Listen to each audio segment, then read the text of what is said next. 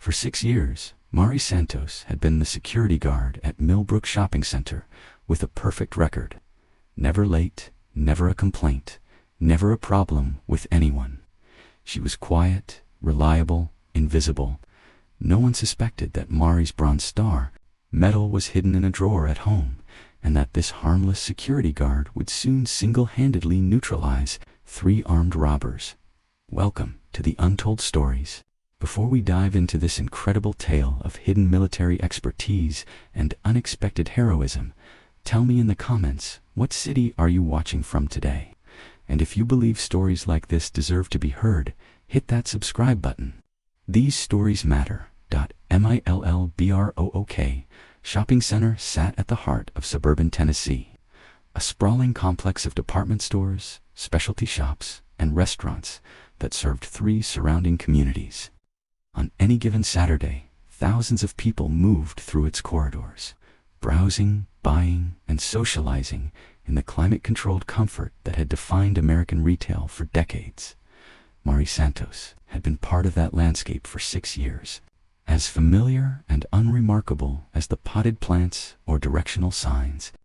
At 42, she wore her navy blue security uniform with quiet professionalism, her shoulder-length black hair always neatly pulled back, her badge polished, her radio always at the ready. To most shoppers, Mari was invisible. They might nod politely if she gave directions, or wave absently if she helped them find their car in the parking lot. But few people really saw her. She was just part of the background, another middle-aged woman in a service job, doing her duty quietly and without fanfare. What they didn't see was the way Mari's eyes constantly scanned the environment, noting unusual behavior, tracking potential problems, and assessing threats with the automatic precision of someone trained to protect lives. They didn't notice how she positioned herself near high-traffic areas during busy periods, or how she maintained clear sight lines to all exit points in whatever section of the mall she was patrolling. The other security guards treated Mari with polite indifference. She was competent, they acknowledged, but she lacked the aggressive edge they associated with real security work. When situations required physical intervention, breaking up fights between teenagers, dealing with shoplifters, or confronting disruptive customers, they usually stepped forward while Mari provided backup or called for additional help. "She's good with the paperwork," her supervisor had once told a new hire, "and the female customers feel comfortable talking to her. But when things get serious, we handle it." The comment had been made in Mari's presence, but she'd simply nodded and continued writing her incident report. What her colleagues didn't know was that Mari's calm demeanor wasn't passivity, it was discipline. 20 years of military training had taught her to observe, assess, and act only when action was necessary. The aggressive posturing that some guards used to establish authority seemed unnecessary and often counterproductive to someone who'd learned that real strength was quiet, controlled, and purposeful. Mari's typical day started at 9 a.m. when she relieved the overnight security officer. She'd walk a complete circuit of the mall, checking for any issues that might have developed during the night: broken locks, suspicious packages, maintenance problems that could create safety hazards. Her radio crackled regularly with routine communications, reports of lost children, requests for assistance with unruly customers, updates on store openings and closings. The rhythm was predictable and peaceful, exactly what Mari had been looking for when she'd taken the job 6 years ago. After 2 decades of military service that had included deployments to some of the world's most dangerous places, the quiet predictability of mall security had felt like a gift. She'd left the Army in 2018 as a staff sergeant, having served her full 20 years in the military police.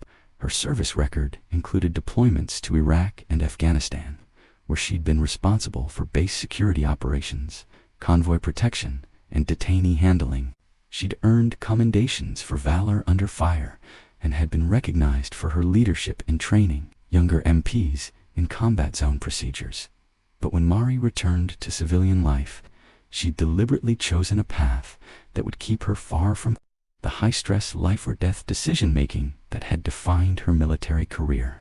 Mall security offered the opportunity to serve her community in a peaceful environment, using her protective instincts without the constant threat of violence that had marked her. Years in uniform, that transition hadn't been easy. For months after, starting at the mall, Mari would wake up in the middle of the night, listening for sounds that didn't belong, her body automatically responding to threats that existed only in her memory. Crowded spaces made her nervous, and she found herself mentally cataloging exit routes and potential cover positions even during routine patrols. Gradually, though the peaceful environment had helped her find a new equilibrium, she learned to appreciate the simple satisfaction of helping lost children find their parents, de-escalating minor disputes between customers, and ensuring that people could shop safely without fear. It wasn't the same kind of mission she'd had in the military, but it was still service, still protection, still meaningful work. Mari's colleagues had no idea about her background. During the hiring process, she'd mentioned military service when asked about her experience, but she'd been deliberately vague about details. Military police, mostly stateside assignments, she'd said, which was technically true if you didn't count the combat deployments. The hiring manager had been more interested in her clean record and references than in specifics about her service. Over the years, Mari had built a reputation as the guard who could handle difficult situations without escalation. When elderly customers became confused or upset, Mari would patiently guide them to their destination. When teenagers got too rowdy, she had a way of redirecting their energy without confrontation. When domestic disputes spilled into the public areas, Mari could diffuse tension with a combination of calm, authority, and genuine empathy. "She's got a good touch with people," the mall manager had told corporate when Mari came up for her annual review. Never had a complaint, never had an incident escalate on her watch. Customers trust her. What the mall manager didn't understand was that Mari's effectiveness came from years of training in crowd control, de-escalation techniques, and threat assessment, the skills that had kept military personnel safe in forward operating bases, translated surprisingly well to keeping shoppers safe in retail environments. The only hint of Mari's military background was visible on rare occasions when she rolled up her sleeves during maintenance work. A small tattoo on her left forearm bore the military police insignia, but it was faded enough that most people who noticed it assumed it was decorative rather than occupational. Mari had been content with her anonymity until the Saturday afternoon when everything changed. It was October 15th, a busy weekend when early holiday shoppers were beginning to crowd the stores. The mall was bustling with families, teenagers, and couples enjoying the comfortable fall weather by shopping indoors. Mari was conducting her routine 2 p.m. patrol when she noticed something that made her situational awareness spike. 3 men had entered the mall through different entrances, but they were moving in a coordinated pattern that suggested familiarity with each other and with the layout of the building. They were dressed casually, but their movements had the purposeful quality that Mari recognized from her military experience. She keyed her radio discreetly. "Control, this is Santos. I'm tracking 3 individuals who may be conducting surveillance, continuing to observe." "Copy, Santos," came the reply from the security office. "Keep us posted." Mari adjusted her position to maintain visual contact with all 3 men while staying far enough away to avoid detection. They were moving systematically through the mall, spending just enough time in each store to appear like legitimate shoppers while clearly mapping the locations of cash registers, exit points, and security cameras. One of the men, tall with a beard and wearing a baseball cap, seemed to be the leader. He was coordinating the others through subtle hand signals and brief conversations disguised as casual encounters. The second man was heavyset, with a distinctive limp that suggested an old injury. The third was younger, maybe early 20s, with nervous energy that made him stand out from the typical weekend shoppers. Mari's training kicked in automatically. She began mentally cataloging their positions, noting their clothing, and assessing potential weapons based on the way they moved and how their clothes fit. The leader's jacket hung in a way that suggested something heavy in an inside pocket. The heavy-set man's limp caused him to favor his right side, but his left hand kept moving to his waistband. The younger man's backpack was positioned for quick access rather than comfort. After 20 minutes of observation, Mari was certain she was watching a robbery crew conducting final reconnaissance. Their pattern was too systematic, their coordination too precise, and their interest in cash handling areas too focused to be coincidental. She keyed her radio again. "Control, Santos. I need to speak with management immediately. We have a potential security situation developing." The response was dismissive. "Santos, we're busy with a shoplifting incident in the department store. Can this wait?" "Negative, Control. This is time sensitive." There was a pause, then, "Stand by." Mari continued tracking the three men while waiting for backup communication. They had completed their circuit of the main level and were now moving toward the upper floor. Radio crackled again. "Santos, this is Manager Davis. What's your situation?" "Sir, I have 3 subjects conducting systematic reconnaissance of cash handling locations. Based on their coordination and behavior patterns, I assess them as a robbery crew preparing for an operation." Another pause. "Santos, are you certain? I don't want to create unnecessary alarm over suspicious shoppers." Mari understood the manager's hesitation. A false alarm could create panic, disrupt business, and potentially expose the mall to liability if innocent customers were wrongly accused. But her military experience had taught her to trust her instincts when it came to threat assessment. "Sir, I recommend immediate contact with local police and activation of our emergency protocols.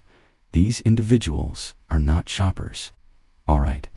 Santos, I'll call it in. Continue monitoring but maintain distance. Do not engage." In her current capacity, she had no authority to detain anyone, and her equipment consisted of a radio, a flashlight, and a can of pepper spray. If these men were planning what she suspected, she was significantly outgunned and would need to rely on police response. But as she continued her surveillance, Mari noticed something that changed the tactical picture. The 3 men were no longer just conducting reconnaissance, they were moving into position. The leader had taken a spot near the main entrance that would allow him to control access and egress. The heavy-set man was positioning himself near the central court area where he could oversee multiple stores simultaneously. The younger man was moving toward the upper level where the jewelry stores were located. Mari keyed her radio urgently.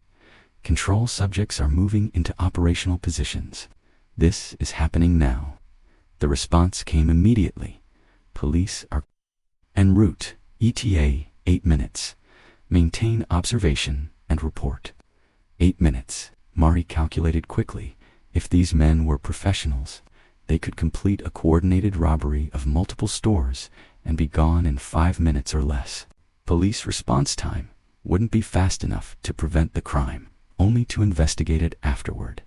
That's when Mari faced a decision that would define everything that followed.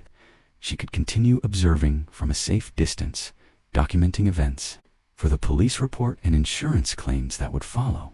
It was the safe choice, the reasonable choice, the choice that any security guard manual would recommend, or she could draw on 20 years of training, and the risks are significant. Mari made her choice. She keyed her radio one final time. "Control, I'm moving to intercept. Alert all stores to initiate lockdown procedures immediately." "Santos, negative." The small of her back, where she'd once carried a sidearm, her mind automatically shifting into the tactical mindset that had kept her alive through multiple combat deployments. The robbery began exactly as Mari had predicted.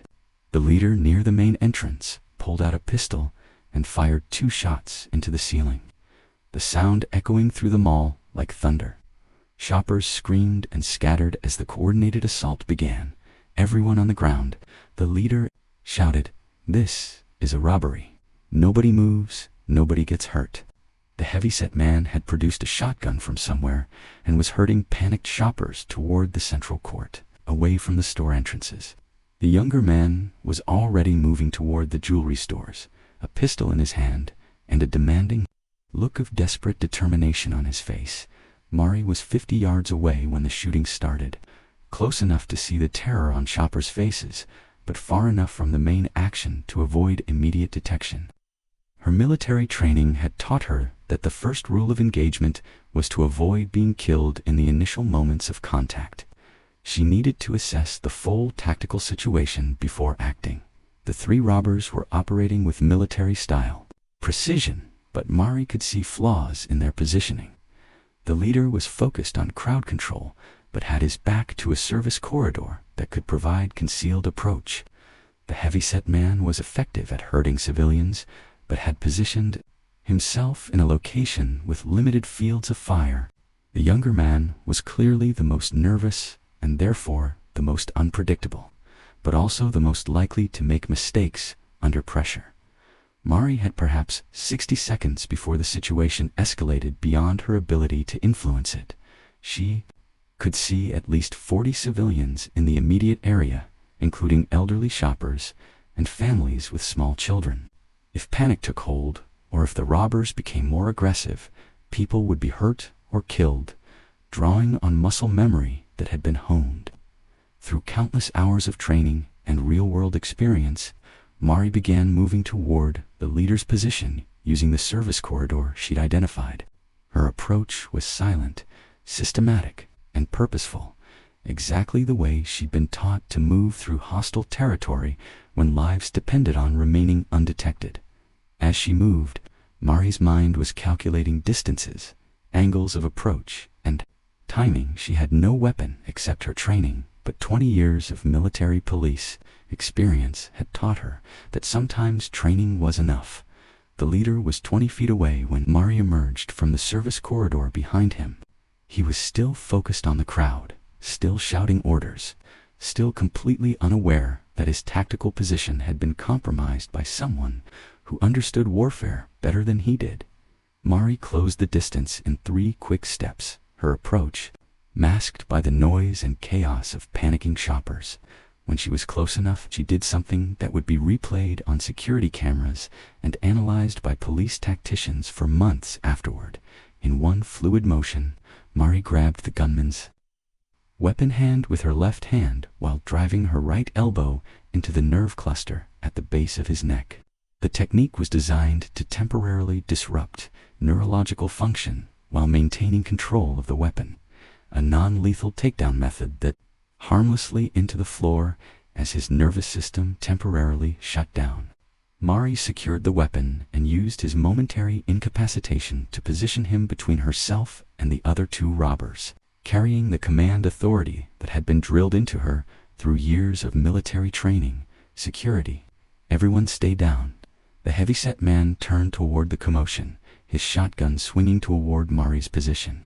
But he hesitated when he saw that she was using his partner as cover. She reached for her radio with the other. Control, suspects are armed and engaging. I have 1 weapon secured, 2 still active. Lock down all stores immediately. The younger man near the jewelry stores panicked when he saw his leader being controlled by someone he'd never seen before. Disrupted, he didn't know how to respond. Let him go. Robber was increasingly agitated, his weapon shaking in his hands as stress overwhelmed his training. He was the most dangerous element in the situation now, unpredictable. Weapon and surrender. Police are already en route. You can end this safely. But the younger man was beyond rational conversation. Mari could see in his eyes the look of someone who felt trapped and was considering desperate action.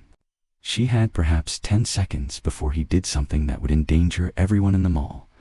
That's when Mari made the decision that would cement her legend in one calculated movement. She disabled the leader completely with a pressure point technique, secured his pistol, and charged directly at the younger gunman. Her approach was tactically sound, but appeared suicidal to anyone watching. She was running toward an armed man across 40 feet of open ground with no cover and no backup. But Mari understood something that the robbers didn't. Panic makes people slow, and training makes people fast. The younger man tried to bring his weapon to bear on Mari, but 20 years of combat conditioning had taught her how to move unpredictably while under fire. She zigzagged as she approached, using panicked shoppers as concealment, closing the distance faster than he could track. When she reached him, Mari executed a textbook weapon disarmament that was so smooth it looked choreographed. The gunman's pistol was in her hands before he fully understood what had happened, and he was on the ground in a control hold that rendered him completely helpless. The heavy-set man with the shotgun now found himself facing a trained military police veteran who was armed with 2 pistols and clearly knew how to use them. More importantly, he was facing someone who moved and thought like a soldier rather than a civilian. "Drop the shotgun," Mari commanded, both weapons pointed at center. "Mass, you're surrounded and outgunned." The man looked around desperately, but Mari was right. Police sirens were audible in the distance. The mall was locked down, and his 2 partners were neutralized. His military-style coordination had crumbled when faced with someone who understood tactics better than they did. The shotgun clattered to the floor as the man raised his hands in surrender. Mari maintained her defensive position until police arrived 2 minutes later, both weapons secured and all 3 suspects under control. When the first officers entered the mall, they found a scene that looked more like the aftermath of a military operation than a typical security incident. "Ma'am," the lead officer said, surveying the situation with obvious amazement, "I'm going to need a detailed report on what happened here." Mari set the recovered weapons down carefully and pulled out her security badge. Staff Sergeant Maria Santos, retired military police. These 3 subjects attempted coordinated robbery of multiple stores. All weapons are secured, no civilians injured. The police officer looked at the 3 suspects, all of whom were secured with restraint techniques that were clearly military in origin. Then back at Mari in her mall security uniform. "Staff Sergeant," he said with new respect, "I think we need to talk." Over the following hours, as police processed the scene and interviewed witnesses, the full scope of what had happened became clear. The 3 robbers had been planning to hit multiple high-value stores simultaneously, taking advantage of the busy Saturday crowd to create confusion and delay police response. Their coordination and timing suggested professional-level planning, but they hadn't counted on running into someone with 20 years of military police training who recognized their tactics and knew how to counter them. The security footage told the story in dramatic detail. Mari's tactical movement through the service corridor, her precise takedown of the leader, her bold charge across open ground, and her professional disarmament of multiple suspects. It was a textbook demonstration of military police tactics adapted to civilian law enforcement. Mall manager Davis, who had initially been reluctant to take Mari's warnings seriously, was effusive in his praise. "I had no idea," he kept saying. 6 years she's worked here, and I had no idea she was capable of something like this." But it was the reaction of Mari's fellow security guards that meant the most to her. The same colleagues who had dismissed her as good with paperwork now looked at her with a mixture of awe and embarrassment. "Why didn't you ever tell us?" asked Jim Rodriguez, the guard who had made the comment about letting others handle serious situations. Mari considered the question seriously. "It never came up," she said simply, "and I wasn't looking to relive that life. I came here for peace and quiet." "Well," Rodriguez said with a rueful laugh, "I guess peace and quiet found you anyway." The aftermath of the incident transformed Mari's role at the mall permanently. Corporate security offered her a promotion to head of mall security. With a significant salary increase and expanded responsibilities, local police asked her to consult on active shooter training for mall employees. The media wanted interviews about her background and her actions. Mari declined most of the attention, accepting only the promotion and the opportunity to help train. other security personnel in threat assessment and emergency response. She had no interest in becoming a public figure or in revisiting her military experiences for entertainment value. "I did my job," she told the reporter who managed to reach her for comment. "That's what training is for, using it when it matters." But privately, Mari had to acknowledge that the incident had awakened something in her that she thought was permanently retired. The rush of tactical thinking, the satisfaction of successful mission completion, the knowledge that her actions had protected innocent people, it all reminded her why she'd chosen military service in the first place. 3 months later, when a new security guard was hired to work under Mari's supervision, she made sure to brief him thoroughly on threat assessment, tactical positioning, and the importance of taking every potential security concern seriously. "Most days," she told him, "nothing happens. But the day something does happen, you need to be ready to act on what you've observed and trained for." The new guard, a young man fresh out of the police academy, listened respectfully to everything Mari said. Unlike her previous colleagues, he understood from day one that he was working for someone with extraordinary qualifications and experience. "Ma'am," he asked during his first week, "do you miss the military?" Mari thought about the question as she conducted her evening patrol through the now peaceful mall corridors. 6 months ago, she would have said no without hesitation. The quiet civilian life she'd built had been exactly what she'd wanted after 20 years of high-stress military service, but the incident had reminded her that service takes many forms, and that the skills she'd learned in uniform could still be used to protect people even in civilian life. She'd found a way to honor her military training while building the peaceful life she'd wanted. "I miss the mission," she said finally, "but I've learned that the mission doesn't always require a uniform." Staff Sergeant Maria Santos, United States Army Military Police, retired. Millbrook Shopping Center, Chief of Security, silent guardian, quiet professional. A woman who'd learned that sometimes the most important battles are fought not on distant battlefields, but in the places where ordinary people go about their daily lives, trusting that someone with extraordinary training is watching over them. The 3 robbers received lengthy prison sentences, with prosecutors noting that their military-style coordination suggested planning for additional crimes that Mari's intervention had prevented.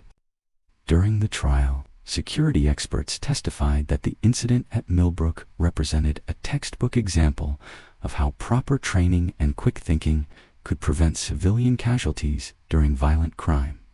Mari attended the sentencing hearing, not out of vindictiveness, but because she wanted to see justice completed. As she watched the 3 men led away in handcuffs, she thought about all the shoppers who had gone home safely that day, because someone with the right training had been in the right place at the right time. That evening, she stopped by the small memorial wall in the mall's main corridor, where a plaque had been installed, recognizing her actions. She'd tried to prevent the installation, but the mall management and local community had insisted. The plaque was simple and understated, exactly the way Mari preferred recognition to be, in appreciation of Maria Santos, whose courage and training protected our community. It read, "Sometimes heroes wear security uniforms." Mari smiled as she read it, thinking about her Bronze Star medal at home and the long journey from military service to civilian protection. Different uniform, different mission, same commitment to keeping people safe.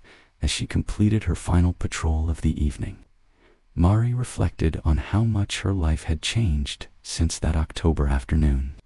She'd found a way to honor her military experience while building meaningful civilian service, and she'd learned that heroism wasn't about seeking recognition or glory. Sometimes it was simply about being prepared to act when innocent people needed protection.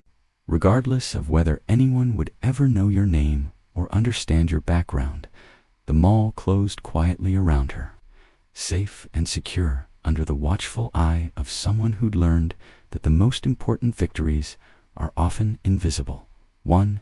by people who never seek credit for doing what's right when it matters most.